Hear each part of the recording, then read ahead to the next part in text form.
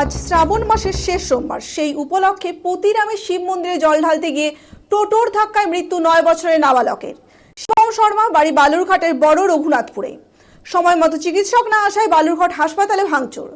দক্ষিণ দিনাজপুর জেলার পতিরামে ভোরবেলা শিবের মাথায় জল ঢালতে গিয়ে টোটোর ধাক্কায় গুরুতর জখম 9 বছরের নাবালকের। জখম নাবালককে বালুরঘাট জেলা হাসপাতালে আনা হলে 2 ঘন্টা পরও চিকিৎসক আসলো না। প্রতিবাদে ওয়ার্ডে ভাঙচুর রোগীর পরিবারের। হাসপাতালের তরফে এখন চিকিৎসা চলছে বলে জানিয়েছে। হাসপাতালে প্রচুর পুলিশ রয়েছে।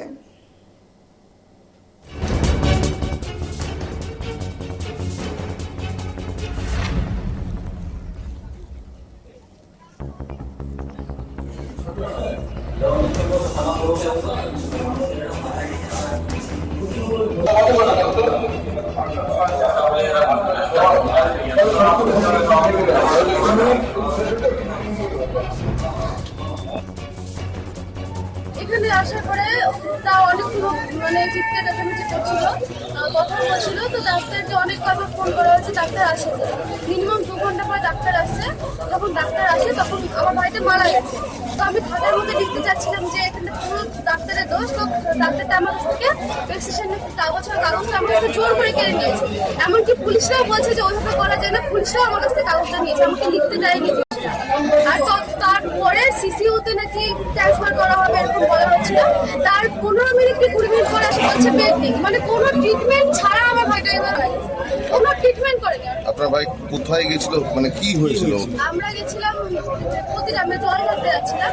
তো জল ঢালতে যাওয়ার পথে একটা টোটো আসে মারা যায়। তখন আমার বাবাও টোটো নিচে চাপা পড়ে, আমার ভাইও চাপা পড়ে, আমার ঘুমু ছিল ঘুমু চাপা পড়ে, আমার কোনো পায়ে লেগেছিল। আর আমার ভাইয়ের মাথা ফেটে গেছিল, আমার বাবার তো লাগেনি। তো টোটো হয়তো সঙ্গে সঙ্গে পারে যে আমরা 10 মিনিটের মধ্যে আমরা হাসপাতালে ঢুকছি, মিনিমাম 5টার মতন বাজে।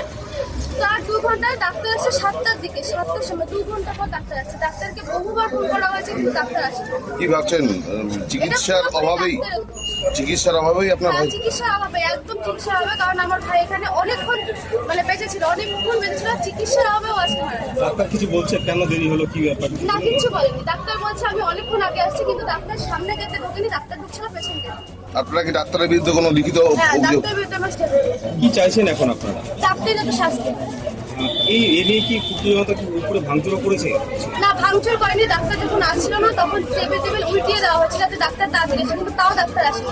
পুলিশ সকালে ফোন গেল একটা অনলাইন ফোন নাম্বার, ঘুরে বলছে যে এরকম আমাদের স্কুলের ক্লাস 3 ছাত্র শিবম শর্মা ওয়ার্ড নেই। কী ব্যাপার? আমি তো সকালে ঘুম থেকে উঠে শুনলাম। তারপর তিনি হাসপাতালে আসলাম, শুনলাম কাউকে বাবা ধরে গেছিল জল ঢালতে। এরা সবার টোটো এসে ধাক্কা মারে। ডাক্তার নাকি 2 ঘন্টা এসে ট্রিটমেন্ট করেছিল। তার আগে সব জেগে দিয়ে এসেছিল। ও কোন কাছে পড়তো?